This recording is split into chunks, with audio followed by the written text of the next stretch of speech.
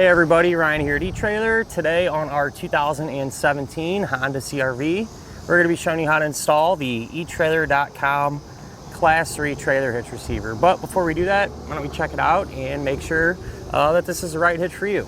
So right off the bat, I do want to address one of the main questions that we get asked in regards to putting a hitch on the CR-V, and that is the hitch going to interfere with the hands-free liftgate assist? And the answer is no. Now today, unfortunately, our model don't have that feature, so I can't actually show you. But I do know from past experience and other CR-Vs that have been in the shop here, whenever you put the hitch on, the liftgate is still going to work properly. Really, the only thing that you're gonna have to do differently is kick your foot to either side of the hitch and everything will operate as it should. So when it comes to the Honda CR-V, these things are really popular SUVs. And I can definitely understand why. They're really capable and really good vehicles. But with that said, people use them to do a lot of different things, whether it be using an accessory or even pulling a trailer down the road. So if it were me and I was looking for a hitch for my Honda, I think two things would really stick out to me. I'd want it to be able to handle just about anything I want to throw at it, and I'd also want it to look good. And I feel like the eTrailer hitch here kind of checks both those boxes. So as far as the way the hitch is going to look, I think it looks really good actually. It's probably my favorite one available for the CR-V, and I say that because it's going to be pretty much completely hidden for the most part. Really the only thing you're going to be able to see is the receiver tube opening here. And one of the things I'm a fan of is the finish of it. It's got this carbide matte black finish. It's really tough, and it just kind of blends in. It kind of looks like a factory option, if you will. With that said, it's also going to give us some really good clearance, and that's something that's important. Not only is it going to give us good ground clearance, because it does sit up nice and tight against the bottom of our bumper, but it's also going to give us that good bumper clearance. So the end of the receiver tube, it's going to be pretty much flush with the back here. And what that's going to allow you to do is use those folding type accessories without any issues really. You're going to be able to put them in that upright position and not really have to worry at all about them hitting the back of our CR-V. Since this is a Class 3 hitch, it's going to have that 2" by 2" receiver tube opening. And that's a really common size. A ton of different type of accessories will work with it. At the end of the receiver tube, there's a reinforced collar for a little bit of extra support. And it is going to use that standard 5/8 pin and clip. Now, keep in mind, pin and clip does not come included, but if you need one, not a big deal. Grab it here at eTrailer. The safety chain openings are nice and thick, so you can rely on them. And they're going to be large enough to use just about any size hook that you might have. As far as the hitch's weight capacities go, it's going to offer us some pretty good numbers.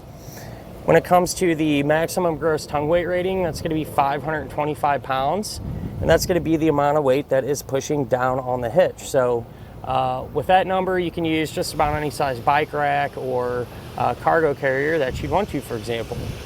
As far as the hitch's maximum gross trailer weight rating goes, that's going to be 3,500 pounds, and that's going to be the amount of weight that is pulling on the hitch. So there's the weight of your trailer plus anything that you might have on it. I do always like to suggest, though, it's not a bad idea just to grab your Honda's owner's manual. That way you can make sure your CR-V can pull that much weight safely. And with all that said, if you do plan on pulling a trailer behind your Honda, you are going to want the lights to work. That way people know what's going on and you'll be safe and legal. And to accomplish that, you can pick up some trailer wiring. Now let's just go ahead and grab a couple of measurements. That way we can try to figure out which hitch mount accessories are going to work out best. So if you go from the ground to the top inside edge of the receiver tube opening, that's going to be about 14.5 inches. So if you're going to be pulling a trailer, chances are pretty good you can use a ball mount that has a straight shank or one that even has a slight rise in it. If you go from the center of the hitch pin hole to the edge of our rear bumper, that's going to be about 2.5 inches. And with that measurement, you can figure out exactly if any of those folding accessories you have can be stored in an upright position without hitting the back bumper. So when it comes down to it, definitely my favorite hitch available for the CRV. You know, you really can't ask too much more out of it. You know, not only is it going to look good, but it's going to get the job done as well. Now, as far as the installation goes, it's really not too bad. I've actually done a couple of these now, and none of them I've done have really fought me or anything like that. But along the way, since I have had a little bit of experience with them, I have found a couple tricks, if you will, on how to kind of speed things up and make the hitch look even better when you're installing it. So if you want to, follow along, and we'll pull into the garage and put the hitch on together now. To begin our installation, we're going to be here at the back of our CRV, and along this bottom edge, we're going to have a couple of push pin type fasteners to remove. So there's one right here. I'm just going to take a flathead screwdriver and kind of pry down on it until we work it out completely. I'm going to do that same thing for this one right here as well. Here in a moment, we're going to need to lower our exhaust. Before we do that though, I like to take a strap, just kind of run it from side to side. And what this is going to do is help us control how fast and how far we let our exhaust come down. To get our exhaust lowered, if you look right above our tailpipe here, we're going to have this rubber isolator hanger, and we need to remove it. I sprayed it down with some penetrating oil. You can always use some soapy water as well. All you're going to have to do is take a pry bar, kind of work that hanger off of the metal portions there. So with this one back here done, we're going to have another one. If you kind of follow the exhaust towards the front of our vehicle, we're going to have this one right here as well. And do the same deal with that.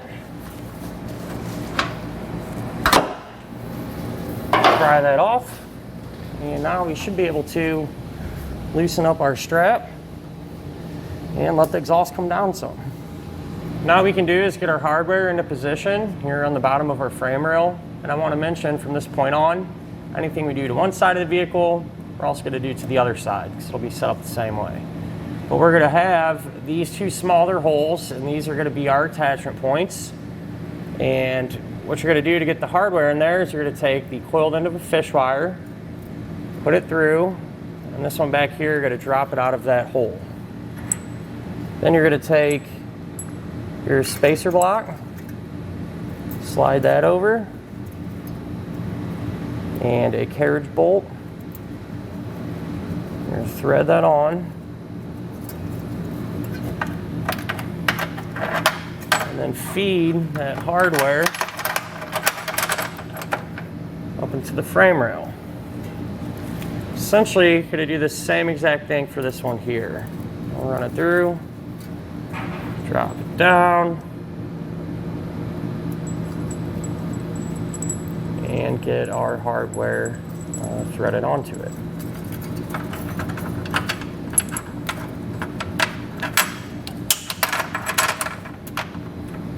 Now we can trim out the small opening here on our rear fascia. There's some measurements and instructions, and I went ahead and drew those out here. Before you trim, make sure there's nothing behind the plastic, you know. And this is relatively thin plastic, so I'm just going to use a pair of 10 snips to get this cut out. But you could also use, you know, a Dremel tool, just kind of a standard pair of snips, kind of whatever you have just laying around the house, or whatever you find the most convenient.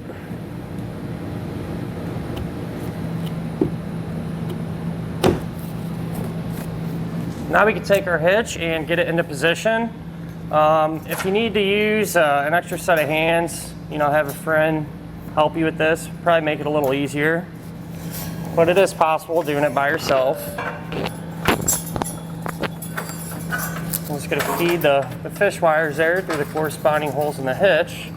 And I'm just going to kind of rest it in the exhaust over here.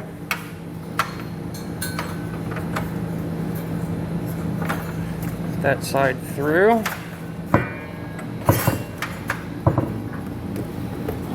what's actually going to happen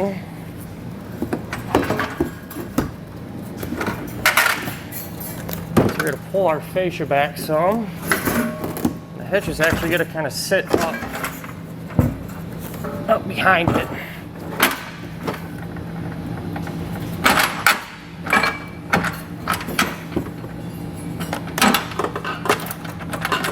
So that lined up.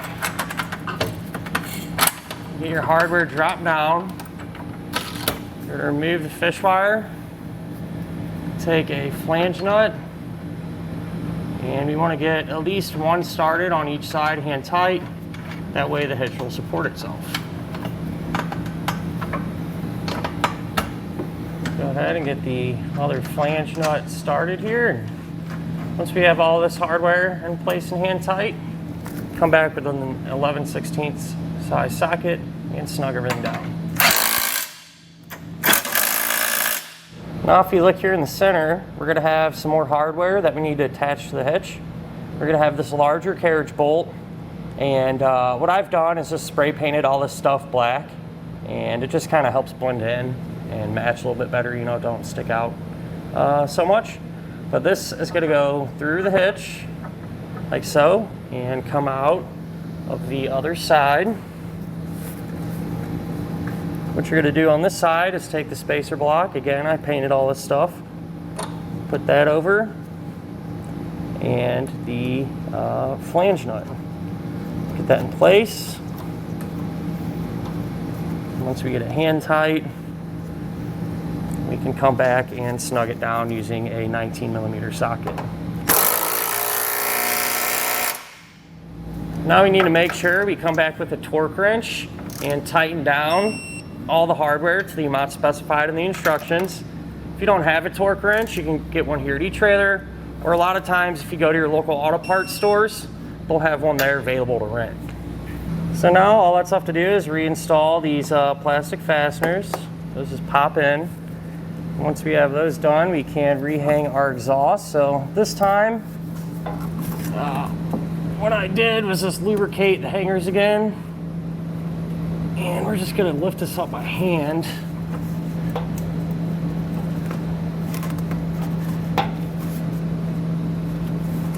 And slide them back on. Same deal with this one up here. With that done though, we can now grab our strap and get it removed.